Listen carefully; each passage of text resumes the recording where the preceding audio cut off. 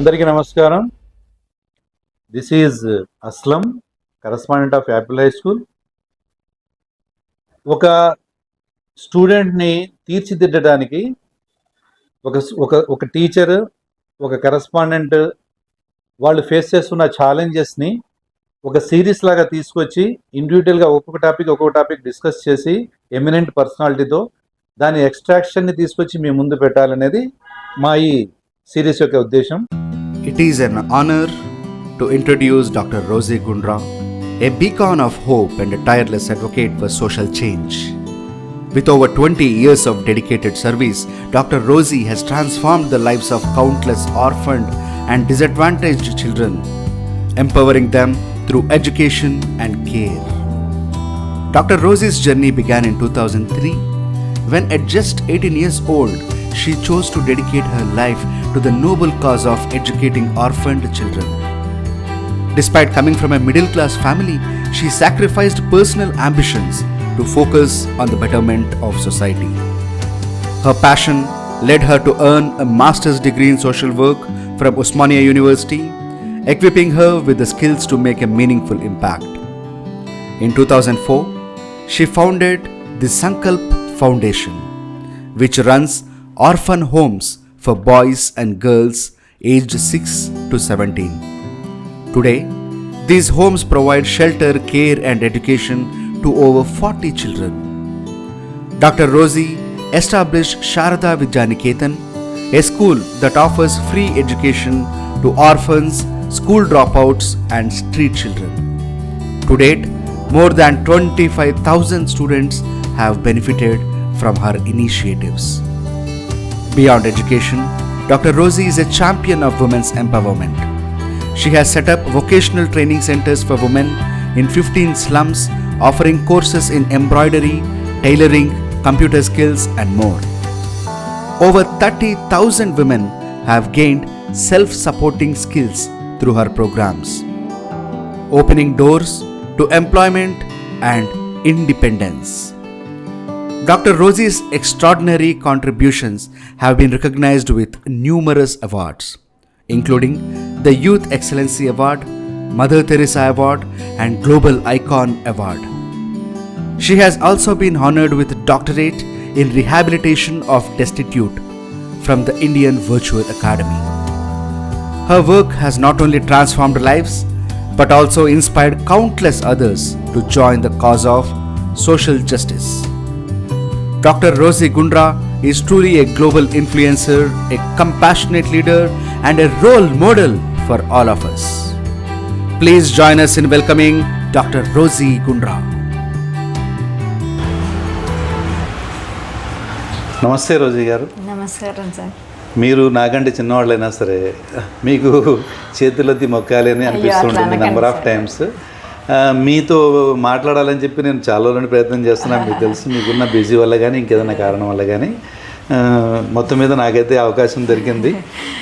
So ఇప్పుడు present విషయం ఏంటి అంటే, మన ఎకానమీ స్కూల్స్లో ఉన్న స్టూడెంట్స్ ఎవరైతే ఉన్నారో వాళ్ళలో పేరెంట్స్ ఉండి, కేర్ టేకర్స్ ఉండి, ఎకనామికల్ కండిషన్ బాగుండి ఇట్లా ఉన్న పిల్లల్ని డీల్ చేయడానికి మా కరస్పాండెంట్స్ కానివ్వండి, మా స్కూల్లో ఉన్న టీచర్స్ కానివ్వండి చాలా ఇబ్బందులు పడుతున్నారు వాళ్ళని మోటివేట్ చేసి ఎడ్యుకేషన్ వైపు తీసుకురావడానికి.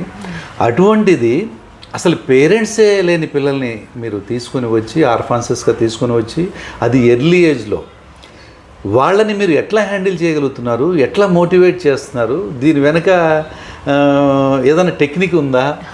అది చెబితే కనీసం ఈ పేరెంట్స్ ఉన్న పిల్లలకి మనం పేరెంట్స్ కానీ పిల్లలు కానీ చెబితే వాళ్ళు ఏదైనా మారతారేమో అన్నది మా ఉద్దేశం, ఈ ఎకానమీ స్కూల్స్లో ఉన్న పేరెంట్స్. సో అవి కొద్దిగా 2 మాటలు చెప్పండి మేడం. తప్పకుండా సార్.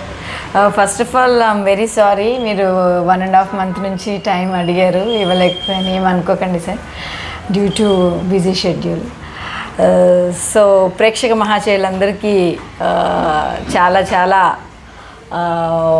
మంచి ప్రోగ్రామ్, ఒక మంచి ఇనిషియేటివ్ ప్రోగ్రామ్ సార్ ఇనిషియేట్ చేశారు. It's important for the society. So ఆ సార్ కొన్ని క్వశ్చన్స్ అడిగారు కదా.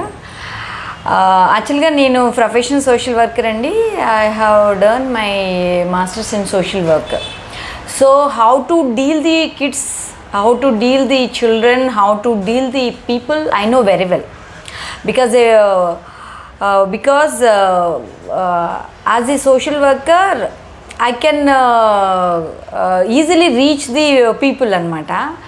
సో అట్లాగా మీరు అడిగిన క్వశ్చన్ అంటే ఎట్లా డీల్ చేస్తున్నారు అంటే, ఒక ప్రొఫెషనల్గా ఉండడం వల్ల ఈజీగా వాళ్ళని టార్గెట్ చేసి, టార్గెట్ గ్రూప్ ఏంటి, వాళ్ళతో ఎలాంటి ఛాలెంజెస్ చిల్డ్రన్ ఫేస్ చేస్తున్నారు అన్నటువంటి అన్ని ప్రాబ్లమ్స్ కూడా వాళ్ళలో నుంచి, అంటే వాళ్ళతో ఒక ఫ్రెండ్లీగా మూవ్ అవుతూ కౌన్సిలింగ్ చేసుకుంటూ, ఒక మోటివేషన్ చేసుకుంటూ వాళ్ళని, అంటే after corona we are facing lot of problems by the children sir, as you said, అన్ని స్కూల్స్లో.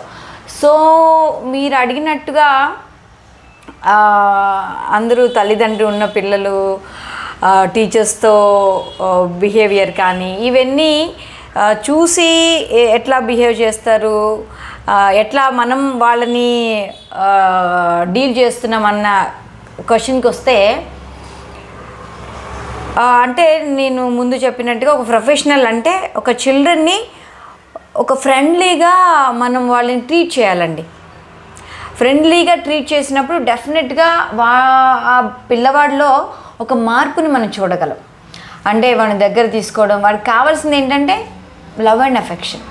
ఆ ప్రేమ అనురాగాన్ని మనం ఇచ్చినట్లయితే తప్పకుండా ఎలాంటి పిల్లలైనా చేంజ్ అవుతారండి. ఇప్పుడు మనకు క్లాస్ రూమ్ ఉందనుకోండి, ఒక టీచర్ వెళ్ళారు, అది ఒక క్లాస్ రూమ్ ఇప్పుడు ఎట్లా ఉందంటే ఒక కురుక్షేత్రం లాగే ఉంది, యుద్ధం లాగే ఉంది అది.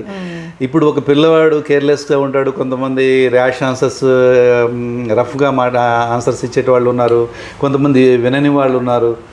ఇట్లా ఉంటే ఒక టీచర్ సబ్జెక్ట్ని పిల్లాడి వరకు తీసుకెళ్ళడానికి అది ఒక పెద్ద టాస్క్ అయిపోయింది. అవునండి. సో దీంట్లో ఏది పేరెంటల్ కేరింగ్ ఉన్న పిల్లలు, అంటే వాళ్ళకి బట్టలు కానివ్వండి, తిండి తిప్పలు కానివ్వండి, అకామిడేషన్ కానివ్వండి, వాళ్ళ ఫ్యూచర్ కావాల్సిన అన్నీ కానీ అరేంజ్ చేసే పేరెంట్స్ ఉన్న పిల్లల పరిస్థితి అట్లా ఉంటే, అసలు పేరెంట్స్ లేని పిల్లలు క్లాస్ రూమ్లో ఉన్నప్పుడు వాళ్ళని మీరు ఎట్లా ఇచ్చేస్తున్నారు అని.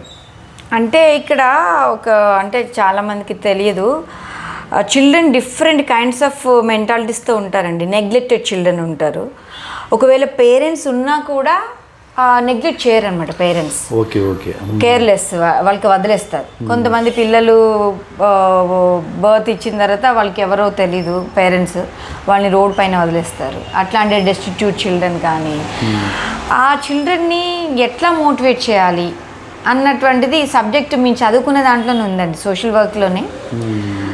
సో ఎట్లా అనేది మేము ప్రొఫెషనల్ అవ్వడం వల్ల ఈజీగా మేము వాళ్ళని, అంటే ఇప్పుడు మీరు కురుక్షేత్రం లాగా ఉంది అన్నారు కదా, నిజంగానే అలాగే ఉంది. స్టార్టింగ్లో ఏది అంటే ఆఫ్టర్ కరోనా అండ్ మేము ఎప్పుడైతే ఎస్టాబ్లిష్ చేసామో స్కూల్ని, ఆ టైంలో నేను ఒక్కదాన్నేనండి. సో ఇక్కడే కొంచెం ఫ్రంట్లో బెగ్రీ కమ్యూనిటీ ఉంది. నేను ఇంటర్లో ఉన్నప్పుడే ఈ ఆర్గనైజేషన్ స్టార్ట్ చేశాను, ఒక స్టూడెంట్గా ఉన్నప్పుడు. అప్పుడు ఏంటంటే నాకు అంతగా తెలియదు అసలు సోషల్ సర్వీస్ అంటే ఏంటి. ఒక ఇన్సిడెంట్ అనేది నాకు నేనే ఇన్స్పైర్ అయ్యానండి. ఒక అర్లీ ఇన్ ద మార్నింగ్ ఒకరోజు వాకిలి ఊడుస్తూ ఉన్నప్పుడు ఒక 6 మంది చిన్నారులు భిక్షాటన చేస్తున్నారు. భిక్షాటన చేస్తున్న సమయంలో మన నైబర్ వాళ్ళ ఇంటి దగ్గర వెళ్ళి భిక్షాటన అడిగి చేశారు. చేస్తే వాళ్ళు వచ్చేసి మీరు చెత్త పడేస్తేనే మీకు అన్నం పెడతానని ఆవిడ అన్నది. అయితే ఒక 2 పిల్లలు ఆ చెత్త పట్టుకొని వెళ్ళి గార్బేజ్ అంతా అక్కడ పడేసి పరిగెత్తుకొని వచ్చేటప్పుడు గాజు పెంకు గుచ్చుకుందండి కాలికి. గుచ్చుకుంటే బ్లడ్ అంతా వస్తుంది. ఆయన కేర్ చేయడంలా, అది అట్లా గాజు పెంకు పడేసి పరిగెత్తుకొని ఆ ఒక్క ముద్ద అన్నం కోసం వచ్చారండి పిల్లలు. సో అది నేను వాకిలి ఊడుస్తూ అసలు ఏం చేస్తారని అబ్జర్వ్ చేస్తున్నాను అనమాట. అయితే ఆ పిల్లలు వెళ్ళి ఆవిడకి ఆ గార్బేజ్ పడేసిన అది బాస్కెట్ ఉంటుంది కదా, అది ఇచ్చారన్నమాట. ఆవిడ ఏదో అన్నం పెట్టింది, అది తీసుకొని మా ఇంటి దగ్గర వచ్చారు. వచ్చినప్పుడు అది చూశాను, అంత స్పాయిల్ అయిపోయింది ఫుడ్ అంతా కూడా. సో అది పడేయమ్మా, నేను మంచి అన్నం పెడతాను అని చెప్పి మా ఇంట్లో ఉండింది పెట్టి, మీకు సాయంత్రం రండి, సాయంత్రం అయితే వేడివేడిగా వండి పెడతాము అని చెప్పాను సార్. మా నాన్నగారేమో కార్పెంటర్, అమ్మగారు ఇంట్లోనే ఉంటారు. అయితే 6 మంది అనుకొని చెప్పాను సార్, 6 వస్తారు, వేడివేడిగా తినొచ్చు, నేను కాసేపు అయితే కాలేజ్కి వెళ్తాను అంటే సాయంత్రం అయ్యేసరికి 40 మెంబర్స్ వచ్చారు సార్. 40 మెంబర్స్. ఓకే. సో 40 మెంబర్స్కి వండి పెట్టడం ఇదంతా కొంచెం గ్రాసరీస్ అది తీసుకోవడం కష్టం. ఈవెన్ దో పెట్టాం, మా మదర్ వండారు. ఎందుకంటే మా ఫాదర్ కార్పెంటర్ అవ్వడం వల్ల మాకు చెక్కలు పొట్టు అవంతా వస్తుంది కదా, కట్టెల పొయ్యి మీదే వండి మా మదర్ పెట్టారన్నమాట. ఆ లోపు ఈ పిల్లలంతా కూర్చోలేకపోతున్నారు, ఎందుకంటే ఎప్పుడు రోడ్ పైన తిరుగుతూ ఉంటారు కదా సార్. అయితే ఇక్కడే చందనగర్ రైల్వే స్టేషన్ దగ్గర ఒక పార్క్ ఉందన్నమాట. ఆ పార్క్లో తీసుకెళ్ళి వాళ్ళకి ఏమైనా నేర్పించాలి అని చెప్పేసి కొంచెం ఒక స్పోర్ట్స్, తర్వాత పీటీ, ఇదంతా ఫిజికల్ ఎక్సర్సైజ్ అట్లా స్టార్ట్ చేశారు. స్టార్ట్ చేస్తే స్పాంటేనియస్లీ దేవర్ సింగింగ్ అనమాట. నా పైన పాట పాడుతున్నారు. ఎంత మల్టీ టాలెంటెడ్ ఉన్నారు వీళ్ళు, ఎందుకు చదువుకు దూరం అయ్యారు అప్పుడు పడింది సార్. అయితే ఇంకా అప్పటికప్పుడే మా నాన్నగారితో మాట్లాడి స్లేట్స్ కావాలంటే కొనిచ్చారు మా ఫాదరు. అంటే ఎట్ ద ఏజ్ ఆఫ్ మీరు ఇంటర్మీడియట్ చదువుతున్నారంటే 18 ఇయర్స్ ఏజ్. 18 ఇయర్స్. అది గిఫ్టెడ్ కాదు. అయితే అప్పుడే మా ఫాదర్ ఈ స్లేట్స్ కొనుక్కొని వస్తే స్లేట్స్ తీసుకెళ్ళి ఆ పిల్లలకి అక్కడే గ్రౌండ్లోనే కూర్చోబెట్టి రాయించడం స్టార్ట్ చేసి అప్పటికప్పుడే చదివేస్తున్నారు, రాసేసి చాలా టాలెంటెడ్ ఉన్నారు. సో వీళ్ళకి ఎట్లయినా చదువు చెప్పాలి అనేసి అనుకుని మీకు నేను రోజు ఫ్రీ ట్యూషన్ చెప్తాను, ఎందుకంటే కాలేజీకి వెళ్తున్నాం కదా, రోజు సాయంత్రం రండి అని చెప్పాను. అయితే రోజు అన్నం పెడతారా అని అడిగాను. రోజు పెడతాంలే రండి అంటే 40 మెంబర్స్ అనుకున్నాను సార్. తర్వాత 70 మెంబర్స్ వచ్చారు నెక్స్ట్ డే 70. సో మా ఫాదర్ తీసుకురావడం, అసలు మా ఫాదర్ ఇంటెన్షన్ ఏంటంటే నన్ను నన్కి పంపించడం. మదర్ తెరిసా ఉన్నారు కదా, అట్లాగా పంపించాలని ఇష్టం. నువ్వు నన్కి పంపంటే వెళ్ళకుండా ఇదేంటి అని అంటే, అక్కడ వెళ్ళడం కంటే ఇక్కడ నీటి చిల్డ్రన్ అంతకంటే ఎక్కువ ఇది కదా సర్వీస్. సో ఇది చెయ్యాలి అనే ఉద్దేశంతో మా నాన్నగారు చెప్తే, నువ్వు ఏం చేస్తావో నాకు తెలియదు కానీ మదర్ తెరిసాలాగా సేవ అయితే చేయాలి అని మా నాన్నగారు స్ట్రిక్ట్గా చెప్పారు సార్. సో అప్పుడు నాకు తెలియలేదు కానీ ఇంతగా ఛాలెంజెస్ ఉంటాయని, ఈ సేవ అంటే ఇంత కష్టమని. కానీ చాలా ఛాలెంజెస్ నేను ఫేస్ చేస్తున్నాను ఇంకా ఇప్పటికి కూడా. సో స్టార్టింగ్లో అట్లా అప్పుడు మీడియాలో అంతా అప్పుడే కవర్ అయిపోయింది సార్, స్టేట్ వైడ్గా అన్ని. ఎన్టీవీ బాగా హైలైట్ చేశారు నన్ను 2008లో. తర్వాత ఇంకా అన్ని మీడియా వచ్చేసిన తర్వాత ఇంకా డిఫరెంట్. అంటే మీరు ఏ ఇయర్లో స్టార్ట్ చేశారు ఇప్పుడు ఇది ఆర్గనైజేషన్? యాక్చువల్గా 2004లో స్టార్ట్ చేశారు. At the age of 18 of you. Okay, 18. Great.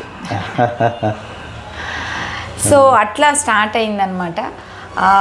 ఆ చిల్డ్రన్ 6 మంది ఎవరైతే ఉన్నారో ఆ బెగ్రీ కమ్యూనిటీ అది. సో అప్పుడు ఆ పిల్లల్ని కొంతమంది డ్రాప్ అవుట్స్ ఉన్నారు, 70, నెక్స్ట్ డే 150 వచ్చారు. సో ఎందుకు ఇట్లా వస్తున్నారు ఈ పిల్లలంతా అనేసి కొంతమంది డ్రాప్ అవుట్ అవుతున్నారు.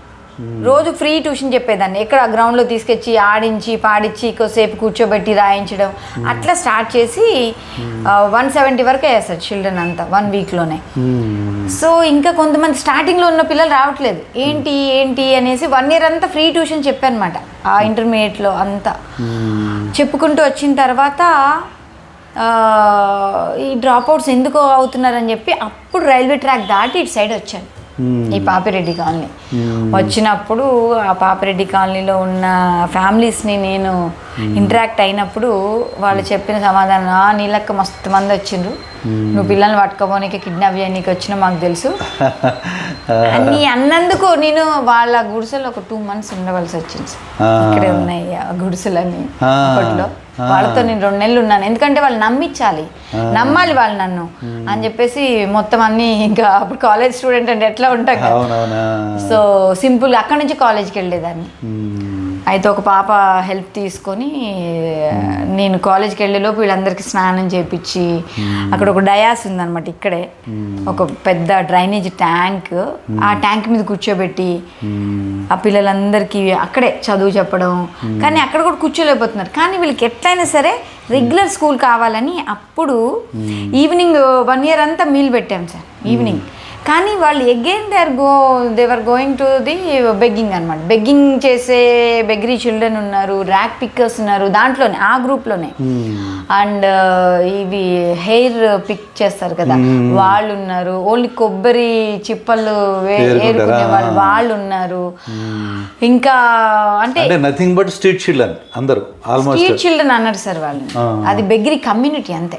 స్ట్రీట్ చిల్డ్రన్ అంటే ఇది వేరే. సో ఆ పిల్లలంతా కూడా అట్లా ఉన్నారు. ఇక్కడ పేరెంట్స్ ఏం చేస్తున్నారంటే పిల్లల పైన డిపెండ్ అయిపోయారు. పేరెంట్స్ ఏం పని చేయరు.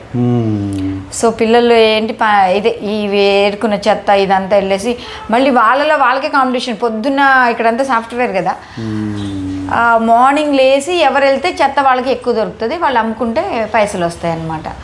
సో అప్పట్లోనే వాళ్ళకి 100-200 అట్లా వచ్చేవి అమ్మితే, చెత్త అమ్మితే. సో దాంట్లో కొంతమంది చిన్నారులు